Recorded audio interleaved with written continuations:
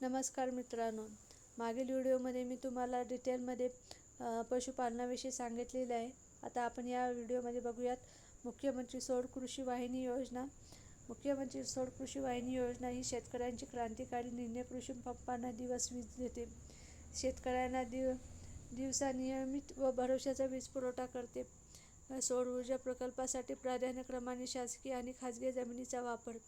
किमान 3 एकर जमीन महावितरण उपकेंद्राकडून 5 किलोमीटरच्या आत असावी. वीज उपकेंद्रापासून जवळ असणाऱ्या जमिनीला प्राधान्य आहे. यामध्ये अजून काय आहे तर अभियानात उत्स्फूर्तपणे सहभागी होणाऱ्या ग्रामपंचायतींना ₹1.5 लाख 15 लाख रुपये अनुदान आहे. शेतकऱ्यांना पडीक जमीन भाड्याने देऊन नियमित उत्पन्न मिळवण्याची मोठी संधी आहे.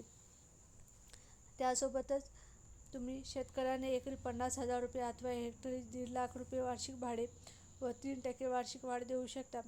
भविष्यात क्रॉस सबसिडीची गरज कमी झाल्याने उद्योग व व्यवसायांना स्पर्धात्मक दराने वीज पुरवठा करण्याची संधी आहे.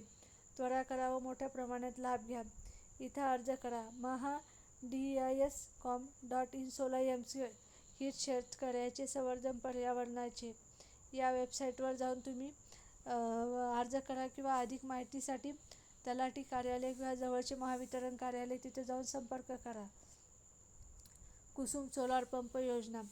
पारंपरिक ऊर्जेवर अवलंबन कमी करून शेतकऱ्याचे अतिरिक्त उत्पादनाचे साधन निर्माण करणे. ज्या शेतकऱ्याकडे शाश्वत जलस्रोत उपलब्ध आहे असे सर्व शेतकरी पात्र राहतील.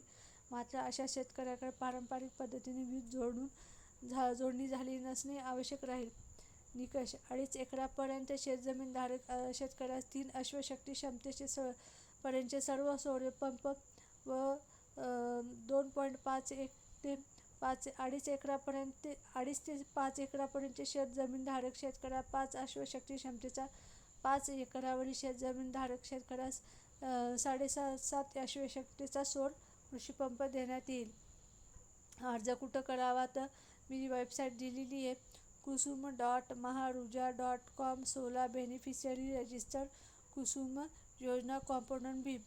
कुसुम योजना महाराष्ट्र अंतर्गत सोलार पंपची किंमत आणि लाभार्थी हिस्सा. सौर पंप इथे मी चार्ट दिलेला आहे. तुम्ही व्हिडिओ स्टॉप करून हा चार्ट बघू शकता. मी वाचत बसले तर खूप टाईम जाणार आहे याच्यासाठी. ठीक आहे. त्याच्यानंतर आहे गोवर्धन गोवंश सेवा केंद्र. म्हणजे उद्देश काय या योजनेचा तर गोवंशाचा सांभाळ करण्यासाठी गोशाळांना अर्थसहाय्य देते. म्हणजे चारा, पाणी, निवारा खर्च, तसेच खत व गोबर गॅस इतर उपपदार्थ निर्मितीस प्रोत्साहन देते. लाभार्थी निकष: धर्मदान आयुक्त नोंदणीकृत संस्था असल्या पाहिजे. गोवंश संगोपनाचा किमान 3 वर्षाचा अनुभव असला पाहिजे. 5 एकर जमीन असली पाहिजे. स्वतःच्या मालकीची किंवा 30 वर्षे भाडं कराराची चारा उत्पादनासाठी जमीन असली पाहिजे. प्रत्येक तालुक्यात एका गोशाळेलाच अनुदानास पात्र आहे. पशुधन 50 ते 100 असेल तर अनुदान 15 लाख, 101 ते 200 असेल तर 20 लाख आणि 200 आणि 200पेक्षा जास्त असेल तर 2.5 लाख अनुदान भेटते. आता ह्या होत्या काही योजना राहिलेल्या. जर तुम्हाला हा व्हिडिओ आवडला असेल तर चॅनलला नक्की सबस्क्राईब करा आणि अजून अशाच नवीन योजनेसाठी मला कमेंटमध्ये लिहा की मला अजून काही योजनांची माहिती पाहिजे. तुमच्यासाठी मी नवीन योजना नक्की आणेन ज्या आपल्यापर्यंत पोहोचलेल्या नाही आहेत. धन्यवाद.